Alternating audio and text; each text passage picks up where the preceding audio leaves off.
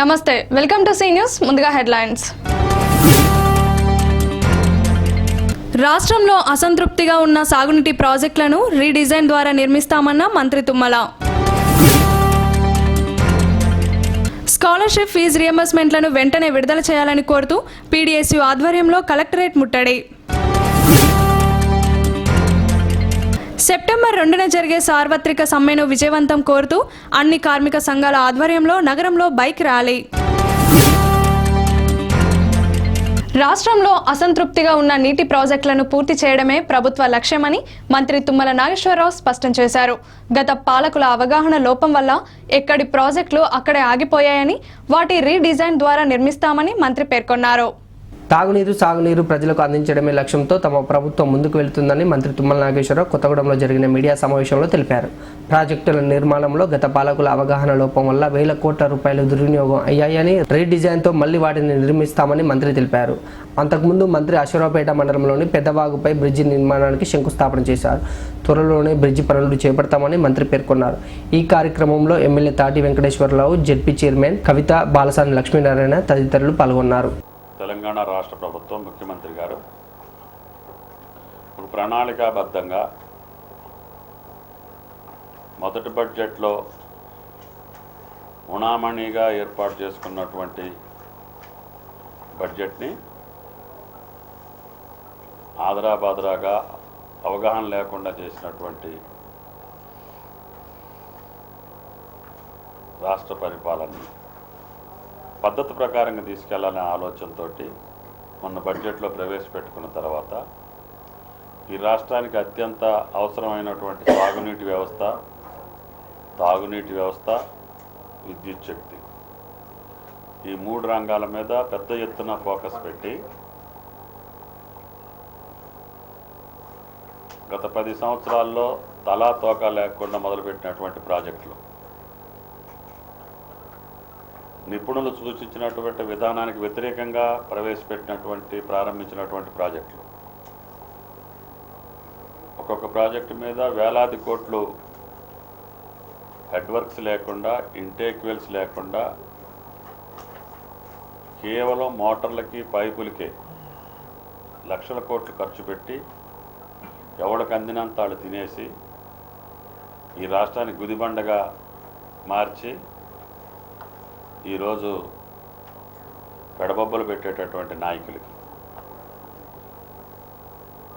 ఈరోజు మీరు చూశారు, కాంగ్రెస్ పార్టీ రిజర్వాయర్ల యొక్క డిజైన్ మార్చొద్దని చెప్తున్నారు. ప్రాణీయత చేవేళ్ళ అనే ప్రాజెక్టు తుమ్మిడిహట్టు దగ్గర మొదలుపెట్టి చేవేళ్ళకి తీసుకొస్తామని చెప్పి 14 లిఫ్ట్లతోటి ఆ నీళ్లు రంగారెడ్డి జిల్లాకు తీసుకొస్తామని చెప్తున్నారు. మేము ఆ రోజుల్లో కూడా ప్రతిపక్షంలో ఉండి కూడా చెప్పాం, ఆచరణ సాధ్యంగానటువంటి అనాలోచితమైనటువంటి ఈ ప్రాజెక్టు వల్ల రాష్ట్రం దెబ్బతింటుంది. విద్యార్థుల సమస్యలపై ఖమ్మంలో పీడీఎస్యూ కన్నెర్ర చేసింది. పెండింగ్లో ఉన్న స్కాలర్షిప్లు, ఫీజు రియంబర్స్మెంట్లను వెంటనే విడుదల చేయాలని కోరుతూ విద్యార్థులు కలెక్టరేట్ను ముట్టడించారు. పరిస్థితి ఉద్రిక్తంగా మారడంతో పోలీసులు విద్యార్థులను అరెస్టు చేశారు. స్థానిక పెవిలియన్ మైదానం నుంచి భారీ ర్యాలీతో బయలుదేరి విద్యార్థులు కలెక్టరేట్కు చేరుకున్నారు. ఒక్కసారిగా కలెక్టరేట్ లోనికి చొచ్చుకెళ్లే ప్రయత్నం చేశారు. దీంతో పోలీసులు విద్యార్థులను అడ్డుకోవడంతో ఇరు వర్గాల మధ్య తీవ్ర తోపులాట జరిగింది. పరిస్థితి ఉద్రిక్తంగా మారడంతో పోలీసులు విద్యార్థులను అరెస్టు చేసి స్టేషన్కు తరలించారు. పెండింగ్లో ఉన్న స్కాలర్షిప్, ఫీజు రియంబర్స్మెంట్లను వెంటనే విడుదల చేయకపోవడంతో పేద విద్యార్థులు తీవ్ర ఇబ్బందులు పడుతున్నారని, చదువుకోవడానికి కూడా కష్టంగా మారుతుందని విద్యార్థి సంఘం ప్రతినిధులు ఆవేదన వ్యక్తం చేశారు. ప్రభుత్వం విద్యార్థుల సమస్యలను పరిష్కరించడం విఫలమైందని, ఇప్పటికైనా సమస్యలను పరిష్కరించుకుంటే పెద్ద ఎత్తున ఉద్యమాలు చేస్తామని వారు హెచ్చరించారు.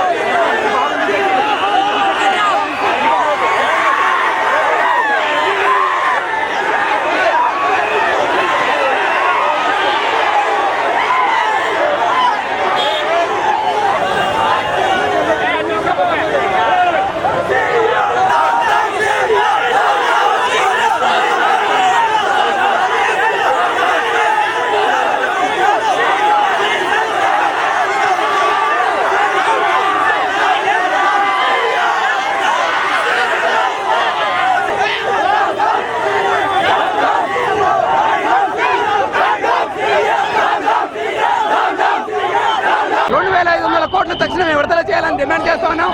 గుడులకి, గోపురాలకి, పుష్కరాలకి ఖర్చు చేసే కేసీఆర్ ఈనాడు బడుగు బలహీన వర్గాలకు చెందినటువంటి స్కాలర్షిప్లు ఎందుకు విడుదల చేయలేదని చెప్పి గా ప్రశ్నిస్తా ఉన్నాం. ఈనాడు ఒక్కొక్క విద్యార్థికి సుమారుగా 30,000 రియంబర్స్మెంట్ రావాల్సి ఉండగానే ఇవ్వబడంతో విద్యార్థులు కూడా ఇబ్బందులు గురవుతున్నారు. ఎక్కడైనా కేసీఆర్ స్పందించవాలి. కడుపులో పెట్టుకొని సాదుకుంటున్నాడు కేసీఆర్. ఈనాడు విద్యార్థులు రోడ్లు ఎక్కే పరిస్థితుంది. తక్షణమే కేసీఆర్ స్పందించకపోతే రాష్ట్ర వ్యాప్తంగా సీఎం క్యాంప్ ఆఫీస్ ముట్టడిస్తామని ఈ సందర్భంగా హెచ్చరిస్తా ఉన్నాం. కార్మిక చట్టాలపై కేంద్ర ప్రభుత్వం వ్యవహరిస్తున్న తీరుపై కార్మిక సంఘాలు మండిపడ్డాయి. కార్మిక చట్టాల సవరణను వ్యతిరేకిస్తూ సెప్టెంబర్ 2న జరిగే సార్వత్రిక సమ్మెకు మద్దతుగా ఖమ్మంలో కార్మిక సంఘాల ఆధ్వర్యంలో బైక్ ర్యాలీ కొనసాగింది. స్థానిక పెవిలియన్ మైదానం నుంచి అన్ని కార్మిక సంఘాల ఆధ్వర్యంలో బైక్ ర్యాలీ ప్రారంభమైంది. ఈ ర్యాలీ మయూరి సెంటర్ నుంచి గాంధీ చౌక్, గ్రెయిన్ మార్కెట్, ప్రకాష్ నగర్, నగరపాలక సంస్థ కార్యాలయం, కలెక్టరేట్ కార్యాలయం మీదుగా బైపాస్ రోడ్డు వరకు కొనసాగింది. ర్యాలీలో కేంద్ర రాష్ట్ర ప్రభుత్వాల తీరుపై నిరసన వ్యక్తం చేస్తూ నినాదాలు చేసుకుంటూ ర్యాలీని కొనసాగించారు. ఎన్నో పోరాటాల ద్వారా సాధించుకున్న కార్మిక హక్కులను కేంద్ర ప్రభుత్వం కాలరాస్తుందని, ఈ వైఖరిపై సెప్టెంబర్ 2వ తేదీన జరిగే దేశవ్యాప్త సమ్మెలో భాగంగా ఎన్నో పోరాటాల ద్వారా సాధించుకున్న కార్మిక హక్కులను కేంద్ర ప్రభుత్వం కాలరాస్తుందని, ఈ వైఖరిపై సెప్టెంబర్ 2వ తేదీన దేశవ్యాప్త సమ్మెలో భాగంగా బైక్ ర్యాలీ చేపట్టినట్లు వారు తెలిపారు. ఈ ర్యాలీలో అన్ని కార్మిక సంఘాల ప్రతినిధులు పాల్గొన్నారు.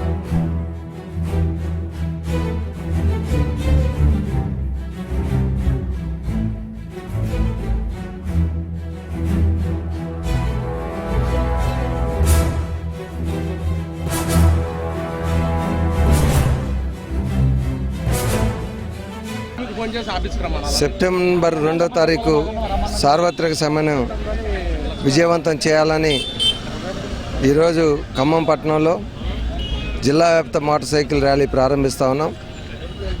ఈరోజు కేంద్ర ప్రభుత్వం, రాష్ట్ర ప్రభుత్వం ఉద్యోగ కార్మిక వ్యతిరేక విధానాలని విడనాడాలని, వారి సమస్యలు తక్షణం జోక్యం చేసుకొని పరిష్కారం చేయాలని చెప్పేసి మేము డిమాండ్ చేస్తూ ఉన్నాం. ఈరోజు దేశంలో కార్మిక వర్గం అనేక సమస్యలు ఎదుర్కొంటూ ఉంది. అధిక ధరలు విపరీతంగా బాధిస్తూ ఉన్నాయి. కనీస వేతనాలు లేవు. కార్మిక చట్టాలని మార్చి కేంద్ర ప్రభుత్వం నియంత్రితంగా వ్యవహరిస్తూ ఉంది.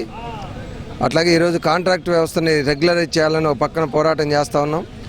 అనేక వాగ్దానాలు అధికారంలోకి వచ్చిన తర్వాత కాంట్రాక్ట్ వ్యవస్థను రద్దు చేస్తానని చెప్పారు, కానీ ఈ రోజుకి కొనసాగుతూ ఉంది. వీటన్నిటి మీద మేము సెప్టెంబర్ 2 సార్వత్రిక సమ్మె అన్ని స్థాయిల్లో చేయాలని చెప్పేసి నిర్ణయం తీసుకున్నాం. దాంట్లో భాగంగా ఈరోజు ధర్నాలు, రాస్తారోకోలు, అట్లాగే ఈరోజు మోటార్ సైకిల్ ర్యాలీలు, అట్లాగే మైక్ ప్రచారాలు ఇవన్నీ కూడా చేస్తూ ఉన్నాం. ఇప్పటికైనా కేంద్ర ప్రభుత్వం స్పందించి కార్మికులతో చర్చించి సమస్యల పరిష్కారాన్ని పూనుకోవాలని చెప్పేసి డిమాండ్. కేంద్రంలోని మోడీ ప్రభుత్వం అనుసరిస్తున్న కార్మిక వ్యతిరేక విధానాలకు నిరసనగా దేశవ్యాప్తంగా సమస్త కార్మికులు సెప్టెంబర్ 2న సార్వత్రిక సమ్మె నిర్వహిస్తూ ఉన్నారు. ఆ సార్వత్రిక సమ్మెను జయప్రదం చేయాలని చెప్పి ఈ రోజున పెద్ద ఎత్తున మోటార్ సైకిల్ ర్యాలీ నిర్వహిస్తూ ఉన్నాం.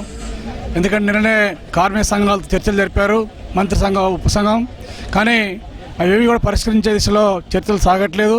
చర్చల పేరుతోటి ప్రజల్ని, అమాయకుల్ని పక్కదారి పట్టించే కార్యక్రమాన్ని చేస్తూ ఉన్నారు.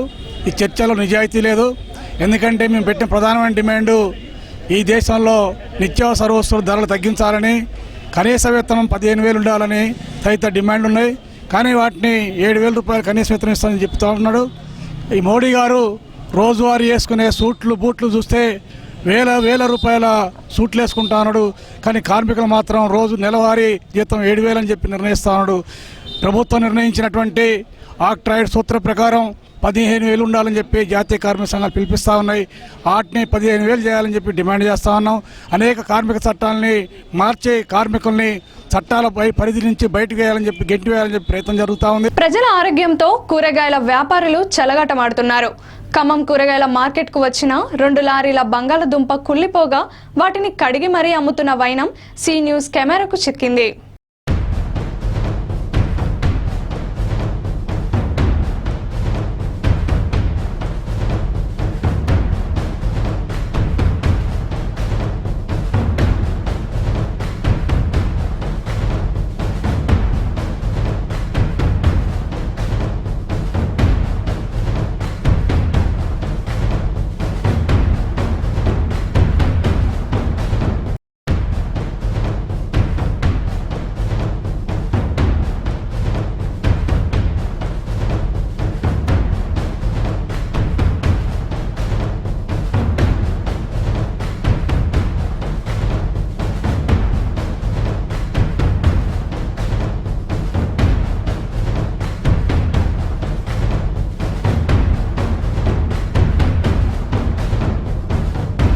నగరంలోని కూరగాయల మార్కెట్కు సంబంధించిన జిఎన్ఆర్ హోల్సేల్ షాప్కు నిన్న రాత్రి 2 లారీల బంగాళదుంప వచ్చింది.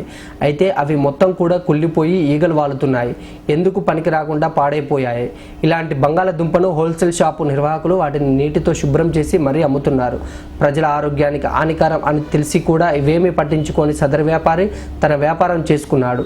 మార్కెట్పై అధికారుల నిఘా లేకపోవడంతో ప్రజలకు వ్యాపారులు నిత్యం కుళ్ళిపోయిన కూరగాయలను అందిస్తున్నారని, వీటిని తిన్న ప్రజలు ఆసుపత్రుల పాలవుతున్నారని స్థానికులు ఆగ్రహం వ్యక్తం చేస్తున్నారు. ఇలాంటి షాపులపై చర్యలు తీసుకోవాలని పలువురు డిమాండ్ చేస్తున్నారు.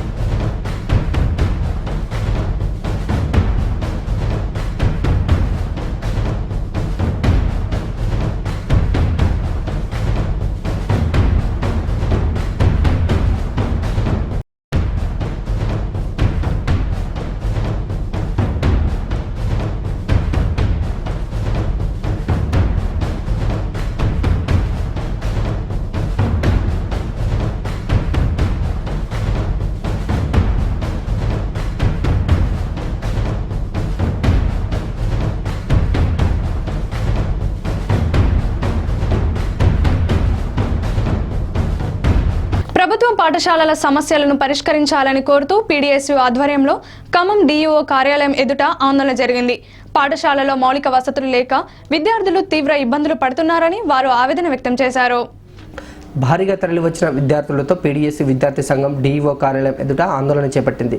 ప్రభుత్వ పాఠశాలలో మరుగుదొడ్లు, తరగతి గదులు కూలిపోయే భవనాలతో విద్యార్థులు తీవ్ర ఇబ్బందులు పడుతున్నారని వారు పేర్కొన్నారు. ఈ సమస్యలను పరిష్కరించాలని కోరుతూ డీఈఓకు వినతి పత్రం అందించారు. పాఠశాలలోని పలు సమస్యలను డీఈఓకు వివరించారు. ప్రభుత్వ రంగ సమస్యలను పట్టించుకోవడంలో ప్రభుత్వం విఫలమైందని, ఇదే పద్ధతి కొనసాగితే తమ సంఘం ఆధ్వర్యంలో ఉద్యమాన్ని ఉధృతం చేస్తామని విద్యార్థులు హెచ్చరించారు.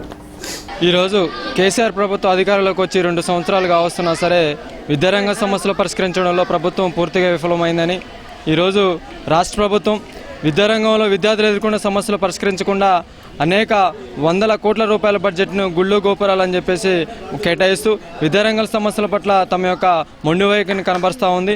ఈరోజు పాఠశాలలో మరుగుదొడ్లు కానీ, లైబ్రరీ కానీ పెండింగ్లో ఉన్నటువంటి పాఠ్య పుస్తకాలను విడుదల చేయడంలో జాప్యం చేస్తూ ఉంది. అదేవిధంగా భవనాలకు కూడా సొంత మరమ్మతులు చేయించాలని చెప్పేసి కూడా మేము ఈ సందర్భంగా డిమాండ్ చేస్తూ ఉన్నాం. అదేవిధంగా ఈరోజు మరుగుదొడ్లు కేవలం 300 మంది విద్యార్థులు ఉంటే అది 2-3 మరుగుదొడ్లు కేటాయించి మిగతా అన్నిటికి కూడా మీరే పోండి అని చెప్పేసి కూడా ఈరోజు రాష్ట్ర ప్రభుత్వాలు కానీ కేంద్ర ప్రభుత్వాలు కానీ మన మీద విద్యార్థి రంగ సమస్యలు పరిష్కరించకుండా అట్లాగా వ్యవహరిస్తూ ఉన్నాయి. కాబట్టి భవిష్యత్తులో కూడా రాష్ట్ర ప్రభుత్వాలు కేంద్ర ప్రభుత్వాలు తమ యొక్క అధికారాన్ని చలాయించడం కోసం మాత్రమే అధికారంలో వచ్చి నిలబడితే సరిపోదు. కేవలం విద్యారంగ సమస్యలు పరిష్కరించడంలో తమ యొక్క స్పష్టమైన వైఖరిని కేంద్రీకరించి సమస్యలు పరిష్కరించాలి. ఈరోజు జిల్లాలో ఉన్నటువంటి అన్ని పాఠశాలలో కూడా సబ్జెక్ట్స్కి అనుగుణంగా కూడా టీచర్స్ లేనటువంటి పరిస్థితి. ఇలా ప్రతి ఒక్క సమస్య కూడా ప్రభుత్వ పాఠశాలలో విద్యార్థులకు సమస్యలు నిలయాలుగా మానేటువంటి పరిస్థితి. కాబట్టి ఈ యొక్క విద్యార్థులు ఎదుర్కొన్న సమస్యలు, ప్రభుత్వ పాఠశాలలు ఎదుర్కొన్న సమస్యలు ఏవైతే ఉంటాయో ఆ సమస్యలు పరిష్కరించాలని చెప్పేసి ఈరోజు డిఓ ఆఫీస్ ముందు ధర్నా చేయడం జరిగింది. ఈ రకంగా భవిష్యత్తులో కూడా విద్యార్థుల సమస్యలు పరిష్కరించలేని పెద్ద ఎత్తున పీడిఎస్యు ఆధ్వర్యంలో ఆందోళన చేపడతామని ఈ సందర్భంగా తెలియజేస్తూ ఉన్నాం. Nagaraju, PDSU division secretary, Khammam. కేంద్ర ప్రభుత్వ విధానాలపై రైతు సంఘం నాయకులు ఆగ్రహం వ్యక్తం చేశారు. భూసేకరణ చట్టాన్ని రద్దు చేసి భూ సంస్కరణలను అమలు చేయాలని వారు డిమాండ్ చేశారు. సెప్టెంబర్ 2న జరిగే సార్వత్రిక సమ్మెను రైతులు, చేతివృత్తిదారులు విజయవంతం చేయాలని వారు పిలుపునిచ్చారు. ఈ సందర్భంగా రైతు, వ్యవసాయ, కార్మిక, వృత్తిదారుల సంఘాల ఐక్యకారణ కమిటీ ఆధ్వర్యంలో సిపిఐ కార్యాలయంలో మీడియా సమావేశం నిర్వహించారు.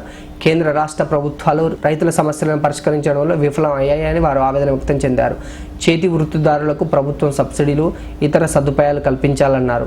సెప్టెంబర్ 2న జరిగే సార్వత్రిక సమ్మెకు ఈ వర్గాల కార్మికులు కదిలి రావాలని వారు పిలుపునిచ్చారు. ఈ సమావేశంలో హనుమంతరావు, బాబు, రమేష్, పలువురు నాయకులు పాల్గొన్నారు. రైతులు, వ్యవసాయ కార్మికులు, వృత్తి సంఘాల వాళ్ళ యొక్క సమస్యల పరిష్కారం కోసం కేంద్ర రాష్ట్ర ప్రభుత్వాల వాళ్ళ యొక్క ఎన్నికల హామీలను కూడా విస్మరించి వాళ్ళ యొక్క జీవన విధానం ఎటువంటి మార్పులు రానటువంటి స్థితి మనకు కనపడతా ఉంది. మన స్వతంత్రం వచ్చి 69 ఏళ్ళు అవుతున్నప్పటికీ కూడా భారతదేశం రైతులు మరింత సన్నగిల్లిపోతూ ఉన్నారు. వ్యవసాయ కార్మికులు రెక్కాడిదేగానే డొక్కాడిన పరిస్థితి. వృత్తి సంఘాల వాళ్ళు అయితే మాత్రం పూర్తిగా నిర్వీర్యమైపోతూ ఉన్నారు.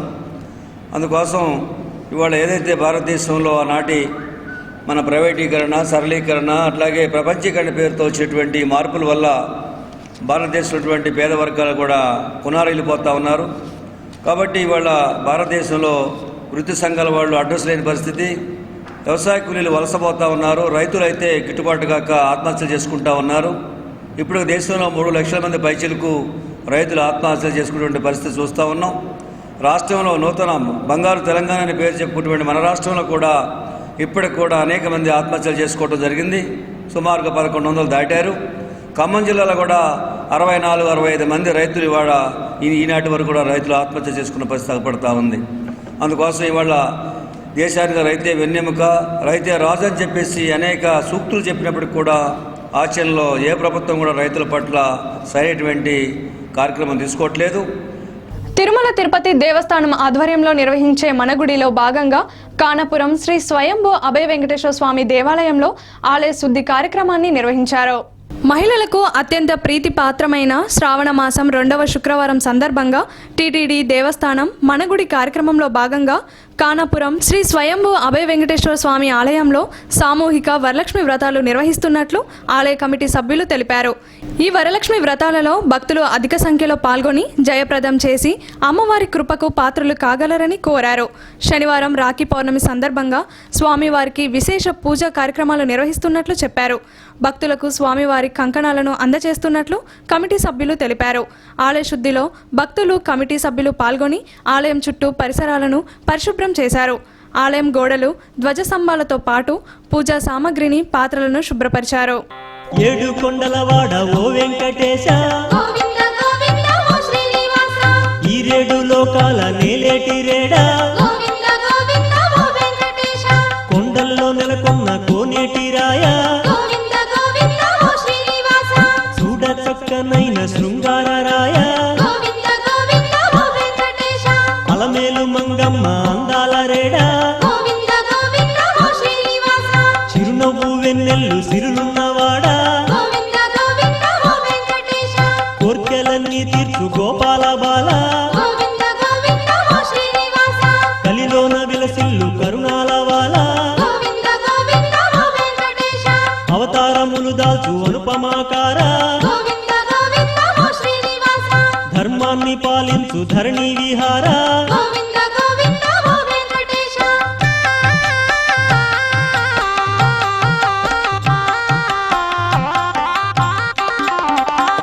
అడుగడుగు దండాలు అడిగేటివాడా గోవింద గోవింద ఓ శ్రీనివాస ఆపద మొక్కులు ఆలించువాడా గోవింద గోవింద ఓ వెంకటేశ శ్రీపాదదాసుల పాలించువాడా గోవింద గోవింద ఓ శ్రీనివాస వడ్డీ కాసులవాడ వరహాల రేడా గోవింద గోవింద ఓ వెంకటేశ పాపాలు చల్లార్చు భవతాపహార గోవింద గోవింద ఓ శ్రీనివాస రంగారు బంగారు రాజాధిరాజా గోవింద గోవింద ఓ వెంకటేశ శ్రీరామ శ్రీరామ సీతాభిరామ గోవింద గోవింద ఓ శ్రీనివాస శ్రీకృష్ణ శ్రీకృష్ణ ప్రేమైక ధామ గోవింద గోవింద ఓ వెంకటేశ వేదాల వెలుగొందు ఓ ఆదిదేవా గోవింద గోవింద ఓ శ్రీనివాస లక్ష్మీశ దైవేశ వైకుంఠవాస గోవింద గోవింద ఓ వెంకటేశ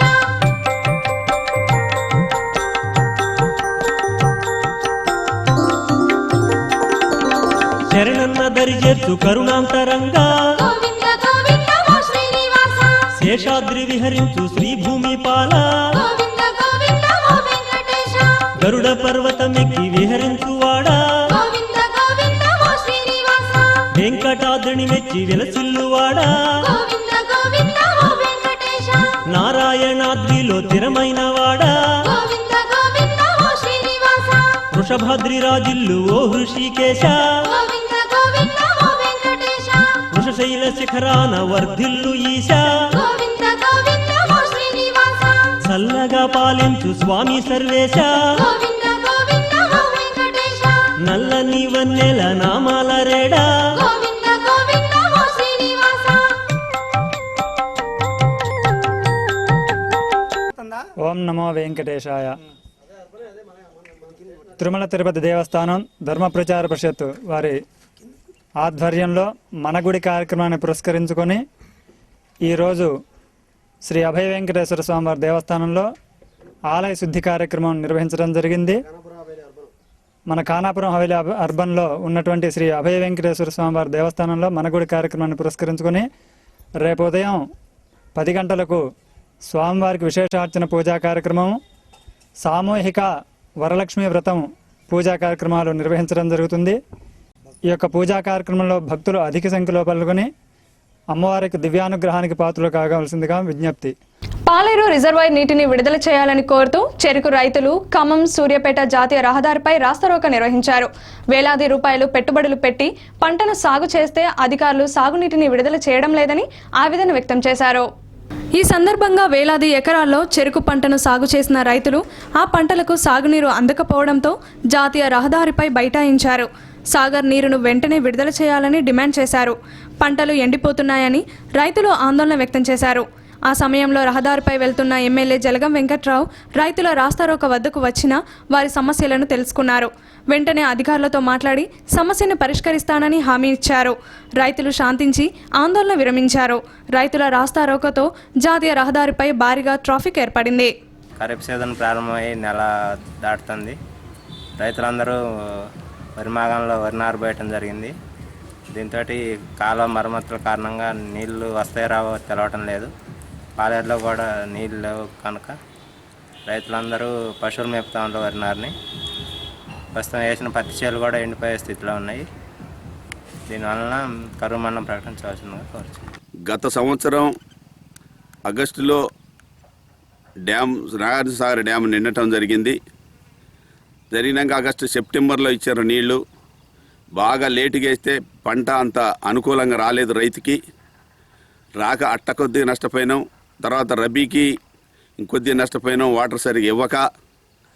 ఇప్పుడు ఈ సంవత్సరం చూస్తే ఋతుపవనాలు మంచిగానే వచ్చినాయి అనుకున్నాం. జూన్లో ఒక వారం రోజులు పడి తర్వాత మొహం మాడిచి వెళ్ళిపోయినాయి ఋతుపవనాలు. రైతు ఒకసారి పెట్టిండు, 2 సార్లు పెట్టిండు పత్తి, 3వసారి పెట్టి అతివృష్టి అనావృష్టి తట్టుకోలేక రైతు దుర్భిక్షలో పడి రైతు ఆత్మహత్య చేసుకోవటానికి కూడా ఇబ్బంది లేకుండా, దానికి తోడు నాగార్జునసాగర్లో నీళ్ళు లేక, పాలేరులో నీళ్ళు లేక, పైన డ్యాములు నిండక రైతులు ఇక్కడ వస్తాయో అని చూసి నార్లు పోసుకొని రైతులు వరినారు గేదెలను మేపుకునే పరిస్థితి వచ్చింది. ఖమ్మం జిల్లా స్థాయి సైన్స్ ఫేర్ ప్రదర్శన అందరినీ ఆకట్టుకుంది. నగరంలోని న్యూ వరల్డ్ పాఠశాల విద్యార్థులు సోలార్ బోర్వెల్స్లను తయారు చేసి ప్రదర్శనలో ఉంచారు. విద్యార్థులు చేసిన ఈ ప్రదర్శన అందరినీ ఆలోచింపచేసింది. న్యూ వరల్డ్ పాఠశాల విద్యార్థులు సైన్స్ ఫేర్ ప్రదర్శనలో అదరగొట్టారు. సోలార్ ద్వారా విద్యుత్ను ఎలా తయారు చేసుకోవచ్చో కళ్లకు కట్టినట్లు చూపించారు. బోర్వెల్ ద్వారా ఎలాంటి లాభాలో వివరించారు. ఈ ప్రాజెక్టులను తయారు చేసిన విద్యార్థులను పాఠశాల యాజమాన్యం సిబ్బంది అభినందించారు. Generally nowadays we are produced by hydro, thermal and wind. Now we want to produce electricity by solar power. So the energy comes from the sun is absorbed by solar panel. The solar panel energy is stored in this battery. DC current battery, direct current. We should convert it into AC, alternative current. Why we should convert means if we supply this direct current to household appliances, they will burst off. So that's why we should convert it into AC current. Through the inverter, we are converting it into AC current and it is sending to the step-up transformer. Here it is a step-up transformer. Here the current will become high voltage and this is used to produce electricity for longer distances and it reduces the loss of electricity in the passage of current. Here it sends to the step down transformer. Here in the step down transformer, this high voltage will become low voltage and 230 volts of current will be produced to the bulb. This bulb glows. And we can use for household appliances, we can use for agriculture fields also, and we can save the life of the farmers. We can connect to the motors and we can cultivate the lands of the crops. Okay, thank you. This is our projects. Our students did more hard work to prepare these two projects, and we prepared one is solar power plant, another one is saver. So solar power plant is another resource, we can use it, and with the help of this production of energy we can save coal and hydro electricity, and we can utilize this same power to the agriculture. Then we can save the farmers and we can save their lives. And borewell is to saving the lives of the children unwantedly those unfortunately falling in the borewells. With the help of these projects we want to give a message to the society and the government is that please close the borewells when you are digging and leaving out neglectfully. Please close the borewell pipes and to save the children, and if you give necessary funds for the solar energy sources, and if you give a proper methods to this one, we can save the agriculture industry, and at the same time we can save the powers also. Then we can save the power cuts and we can give comfortable life to all the people who are living in India. Thank you. వార్తలు ముగించే ముందు headlines మరోసారి. రాష్ట్రంలో అసంతృప్తిగా ఉన్న సాగునీటి ప్రాజెక్టులను redesign ద్వారా నిర్మిస్తామన్న మంత్రి తుమ్మల. స్కాలర్షిప్ ఫీజు రియంబర్స్మెంట్లను వెంటనే విడుదల చేయాలని కోరుతూ పీడీఎస్యూ ఆధ్వర్యంలో కలెక్టరేట్ ముట్టడి. సెప్టెంబర్ 2న జరిగే సార్వత్రిక సమ్మెను విజయవంతం కోరుతూ అన్ని కార్మిక సంఘాల ఆధ్వర్యంలో నగరంలో బైక్ ర్యాలీ. ఈ వార్తలు ఇంతటితో సమాప్తం. తిరిగి ప్రసారం SC న్యూస్లో మళ్ళీ కలుద్దాం. అంతవరకు సెలవు. నమస్కారం.